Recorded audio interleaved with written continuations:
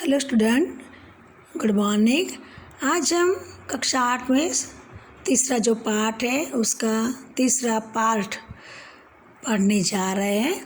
तो सुनीता जी कहती हैं कि अंतरिक्ष में से तो हमारी पृथ्वी इतनी शानदार लगती है कि हम देखा ही करें। हमें लगता है कि मिलजुल कर रहने से काम करना बहुत ही बढ़िया जगह है, तो वो है अंतरिक्ष। तो अंतरिक्ष पर जाके हमें ऐसा लगता है कि पृथ्वी पर रहने वाले लोग आपस में क्यों झगड़ रहे हैं। दूर जाते ही हमें लगता है कि हमारी पृथ्वी बहुत ही शानदार है। अब आगे बढ़ते हैं कि नई दिल्ली के अमेरिकी सेंटर में अंतरिक्ष यान जब भारत पर से गुजरा तब वीडियो को कॉन्फ्रेंसिंग के दौरान सवालों के जवाब देती सुनीता ने कहा कि यहाँ से विश्व सीमाओं में बटा नज़र नहीं आता। यहाँ से सिर्फ दिखता है हमारा सुंदर ग्रह, सुंदर ग्रामीण इलाके, सुंदर पहाड़ और आसमानी रंग के सुंदर महासागर, हरे मैदान और अनेक रंगों में जमीन दिखाई दे रही थी। यह दृश्य बहुत मनोहर था। सुनीता जी कहती हैं कि जब हम अंतरिक्ष यान में सफ़र कर रहे थे, जब हमारे भारत पर से गुजरा तब उन्होंने वीडियो कॉलिंग की, तब उन्होंने बात की कि यहाँ सुनीता कहती है कि विश्व बहुत ही सुंदर दिखाई दे रहा है। सारी दुनिया एक ही नज़र आती है, कोई सीमाओं में बटा यहाँ दिखाई नहीं देता। सिर्फ दिखता है हमारा सुंदर ग्रह पृथ्वी और ग्रामीण इलाके, सुंदर पहाड़, आसमानी रंग के सुंदर महासागर दिखाई दे रहे हैं। तो हमारा विश्व एक यहाँ से दिखाई जान पड़ता है। अनेक रंगों में बटी हुई हमारी ज़मीन है, लेकिन बटी हुई नहीं, अनेक रंगों में दिखाई दे रही है। यह दृश्य सुनीता के मन को बहुत ही अच्छा लगा।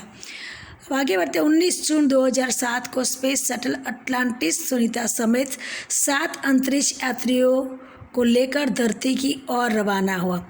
तो अंतरिक्ष में से कब वो वापस लौटने के लिए निकले? तो 19 जून 2007 के दिन।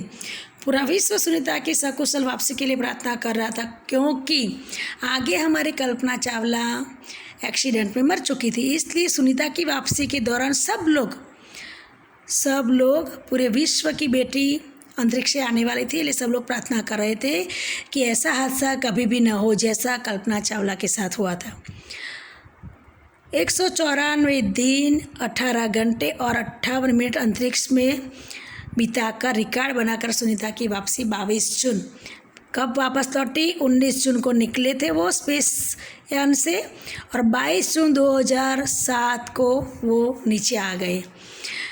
आश्चर्यजनक कार्य से भारतीय और गुजरातियों का सर ऊंचा हुआ। हमारे सुनीता, हम सब गौरव के साथ कहते हैं कि सुनीता विलियम्स हमारे ज़िले की थी, देश की थी, विश्व की थी, लेकिन हमारा गुजरात राज्य और हमारा महसाना ज़िला उनके पापा का वतन था। उसके जरिए हम कह सकते हैं कि सुनीता विलियम हमारे मूल भारत की है, हमारे गुजरात की, हमारे महसाना ज़िले की है।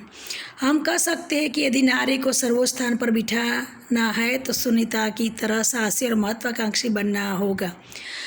यही से हमें सीख मिलती है सभी नारियों को, सभी लड़कियों को, कि हमें भी सुनीता की तरह ऐसे आसमान को छूना है, तो हमें भी ऐसा महत्वाकांक्षी और साहसी बनना चाहिए। तो विद्यार्थी मित्र, ये पाठ आपको मैंने 3 पार्ट में समझाया, तो समझ आ गई होगी। अब हम चलते हैं शब्दार्थ की ओर। तो गौर कीजिए, शब्दार्थ: उत्तेजना, आवेश, गौरव, शान, बेड़ी तो बंधन, जंजीर, अस्तित्व तो हस्ती, साकार तो आकार वाला, क्षमता, शक्ति, सामर्थ्य, अंतरिक्ष तो अवकाश, आकाश, प्रतिष्ठा, सम्मान, हौसला, उत्साह, बुलंदी, ऊंचाई, दीवा, स्वप्न, दिन में दिखाई देने वाला स्वप्न, मुकाम तो लक्ष्य, मंजिल, मूल तो जड़, सदा, हमेशा, न्यूरोसर्जन मस्तिष्क के सर्जरी करने वाले डॉक्टर को कहते हैं न्यूरोसर्जन, अनुसंधान यानी कि रिसर्च, खोज। मैसाचुसेट्स अमेरिका का शहर है। मुक्त यानी कि खुला आज़ाद, संकल्प यानी कि इरादा, स्नातक यानी कि 12वीं कक्षा के बाद 3 वर्ष की पढ़ाई, चहेत यानी प्रिय लाडली, वृत्ति मन की भावना, कार्यरत कार्य में व्यस्त, प्रेरणा स्रोत प्रेरणा देने वाला, स्वाध्यायी सहपाठी, बेहद तो अत्यंत, रुचि तो दिलचस्पी, सुखद सुख देने वाला, प्रशिक्षण विशेष प्रकार की शिक्षा यानी कि तालीम, दिक्कत तो तकलीफ, गोताखोरी गहरे समुद्र में डुबकी लगाना, नज़रिया तो दृष्टिकोण देखने का तरीका। अब मुहावरे की ओर चलते हैं। आपको मुहावरे का वाक्य में प्रयोग अवश्य करना है। अस्तित्व को आकार रूप देना तो व्यक्तित्व निखारना, यादें ताज़ा होना तो पुरानी बातें याद आना, एक सूत्र में पिरोना तो सबको साथ में रखना, खतरों से खेलना खतरनाक स्थितियों का सामना करना, सर ऊंचा होना तो गर्व होना, परंपराओं की बेड़ी तोड़ना, पुरानी परंपरा छोड़कर नई स्थापित करना। तो विद्यार्थी मित्र, आपको ये तीसरा पाठ जो हमारा है अंतरिक्ष परी सुनीता विलियम्स, ये बराबर ही समझ में आ गया होगा। तो हमें अब क्या करना है, पहले लेखिका का परिचय लिखना है, बाद में शब्दार्थ, मुहावरे की अर्थ और वाक्य अपने आप बनाने होंगे।